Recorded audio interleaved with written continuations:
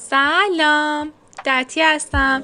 خوش اومدین به ویدیوی آنباکسینگ با من برای اولین بار از دیجیکالا خرید کردم و از اونجایی که نگران بودم بستم سالم به دستم نرسه، به محض دریافتش آنباکسش کردم، ولی بعد ویدیوشو برای شما هم گرفتم.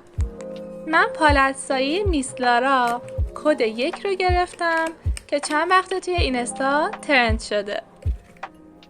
نگم از پیگمنت و رنگاش که فوق‌العاده است.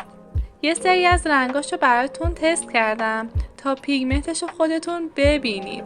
واقعا محشره. من که عاشقش شدم.